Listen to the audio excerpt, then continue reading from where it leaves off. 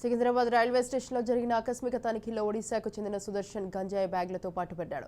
ఛాయ్ అమ్ముకునే సుదర్శన్ సులభంగా డబ్బు సంపాదించాలనే ఉద్దేశంతో అక్రమ మార్గాన్ని ఎన్నుకున్నాడు. ఈ క్రమంలోనే ఒడిశాలో గంజాయిని తక్కువ ధరకు కొనుగోలు చేసి సికింద్రాబాద్ మీదుగా తరలించి గుజరాత్లో ఎక్కువ రేటుకు అమ్ముతున్నట్లు విచారణలో తేలిందని డీఎస్పీ తెలిపారు. నిందితుడి వద్ద 4,61,000 విలువైన 18.5 కిలోల గంజాయిని స్వాధీనం చేసుకుని రిమాండ్కు తరలించారు.